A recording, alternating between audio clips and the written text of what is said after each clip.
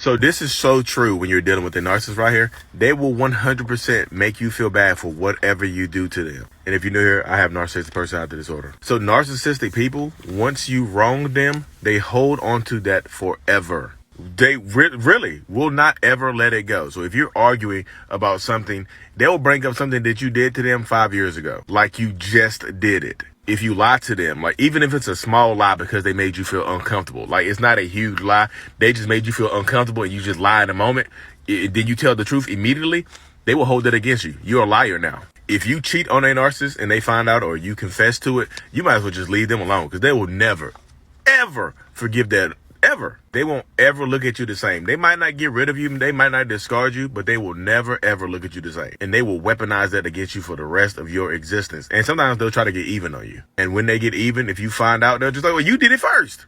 Finger pointing. It happens. Be careful. What is going on, beautiful people? Welcome to another episode of A Narcissist Explains. I am self-aware, diagnosed narcissist Lee Hammock, and I use my platform on social media to raise awareness for NPD, get more people into therapy, and also validate victims and survivors of said disorder. Today's episode, like the TikTok you just watched, was about, how the narcissist will hold grudges against you pretty much for the rest of your entire life. How narcissists don't, including myself, how narcissistic people, including myself, won't let grudges go. Grudges or perceived grudges or things that you have done wrong to us, to the narcissist, to the toxic person in your life. We won't let that go. Ever. Ever. Literally ever. I'm just letting you know right here. Like, nothing, there's nothing you can really do for a narcissist. Like, if you do something to a narcissist, or like I said, if you do something to a narcissist 10 years ago, they will still bring it up today. Like, it's fresh. It's fresh in the mind of that toxic person, that narcissist or whatever. They will still bring that type of stuff up today. Like, they won't let it go. We just won't let it go. Me personally, like I said in that video, I seek vengeance. That's one of the things that I do as a narcissistic person, as a toxic person, whatever you want to call me. Like, I seek vengeance. I won't let grudges go. It's just, ever. Like, years and years ago. And that's how narcissists, like, if you do something wrong to a narcissist 5 years ago and you're arguing about something today in 2022, you did something wrong to them in 2017. If 2022, that's a fresh argument. They can use that against you. Anything you say and do to a narcissist can and will be used against you for future references. It's like, I call it like when you get in a relationship with a narcissist, it's kind of like the narcissistic Miranda rights. Like, you have the right to remain silent and make them earn your information, or you can be an oversharer and just give them all the information that they can use against you later on. Because both things work for narcissistic people. They'll stay in long term. I think I see a lot of people that just assume that narcissists don't remain in long term relationships for some reason. It's just like, well, narcissists are not in long term relationships. So if you're in a long term relationship, it's more than likely you're not with a narcissist. I see all kinds of stuff online, y'all. Like, explain it to the people that have been in relationships with narcissistic people or toxic people for 30, 40, 50 years. Explain that to those people, how narcissists don't stay in long-term relationships. Back in the day, like in the 60s and 70s, I guess, maybe some of the 80s or whatnot, early 1900s or whatnot, like, literally, those are prime times for narcissistic people because, like, if you got married to a toxic person or a narcissist, you couldn't leave.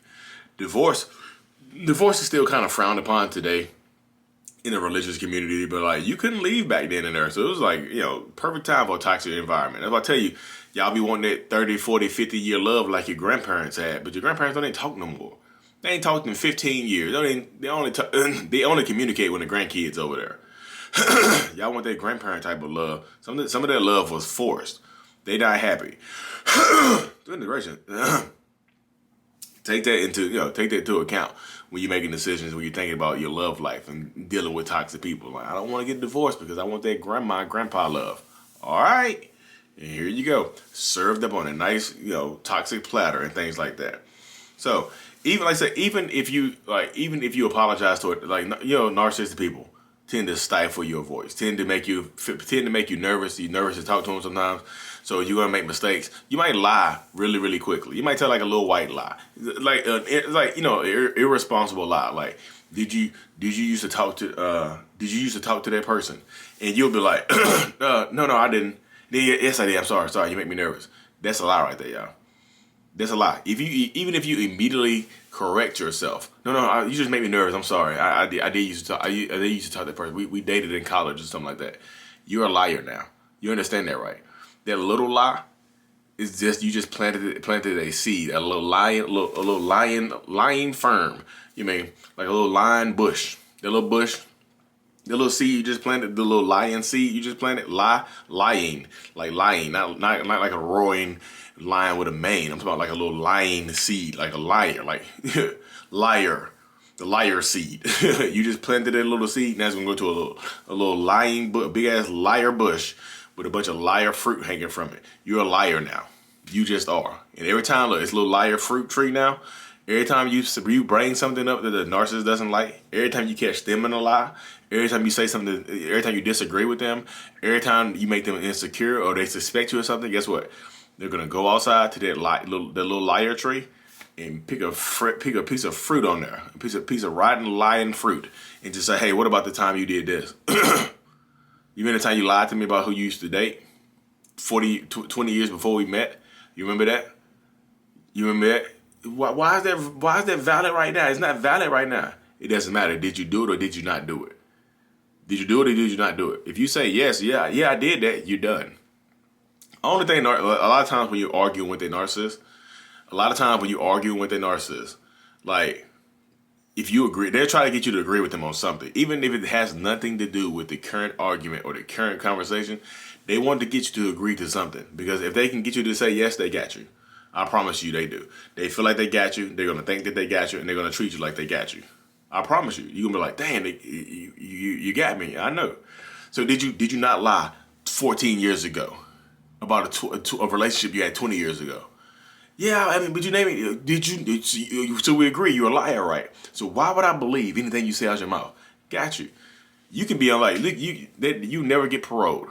And like I said, they hold grudges. They hold grudges that will use it against you for the rest of your relationship. Like if you do them wrong, if you cheat on them, if you cheat on a narcissist, I'm just letting you know you're done. You're done. Buckle up.